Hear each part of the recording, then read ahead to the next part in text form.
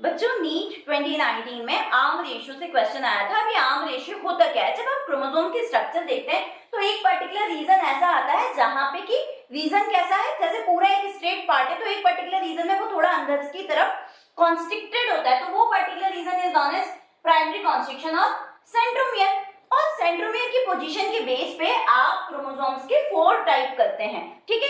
और ये जो सेंट्रोमियर है उसकी वजह से क्रोमोसोम्स में आर्म क्रिएट हो जाती है। अब ये सेंट्रोमियर आगे पीछे हो सकता है, उसकी वजह से एक आर्म बड़ी भी हो सकती है और एक आर्म छोटी भी हो सकती है।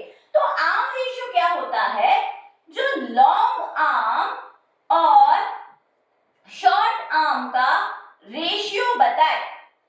ये दोनों क्या है क्रोमोसोम्स की, आर्म से, तो ये बड़ी भी हो सकती है छोटी भी हो सकती है। लॉन्ग आर्म को रिप्रेजेंट करते हैं आप Q से और शॉर्ट आर्म को रिप्रेजेंट करते हैं P से। तो Q बाई P जो है वो आपका एक आर्म रेशियो है।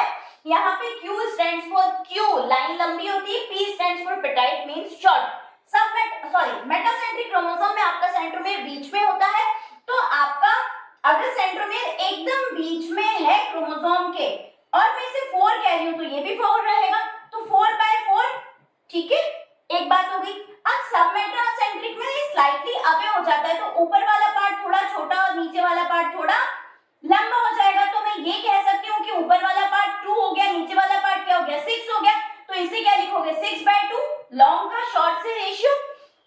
एक्रोसेंट्रिक में क्या होता है, क्या कह रही है एनसीईआरटी कि टर्मिनल रीजन के पास होता है। तो टर्मिनल रीजन के अगर पास प्रेजेंट है तो एकदम पास में आपका जो एक्रोसेंट्रिक क्रोमोसोम है उसमें आपकी शॉर्ट आर्म बहुत छोटी हो जाती है। मींस मान लीजिए ये 1 है तो ये 7 हो जाता है, तो क्या हो गया 7/1। और टीलोसेंट्रिक क्रोमोसोम में जो सेंट्रोमियर होता है उसके वो जो सेंट्रोमियर है वो टिप पे पहुंच जाता है, तो शॉर्ट आर्म इतनी शॉर्ट हो जाती है कि आपका वहां पे शॉर्ट आर्म रहती ही नहीं है, सिर्फ लॉन्ग आर्म ही रह जाती है। उस केस में आर्म रेशियो कैसा होता है, अनडिफाइंड होता है। तो क्वेश्चन ये आया था कि PQ किसको रिप्रेजेंट करते हैं सबमेटासेंट्रिक क्रोमोसोम में, लॉन्ग और शॉर्ट कौन है, ठीक है। तो ये आप QP बता सकते हैं। फिर एक क्वेश्चन ये आ सकता है कि किसके केस में 1:1 रेशियो आता है, तो मेटासेंट्रिक क्रोमोसोम में 1:1 आता है।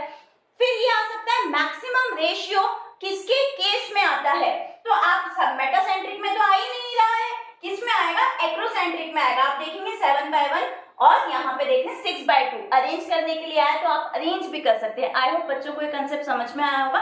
For such type of shorts stay tuned.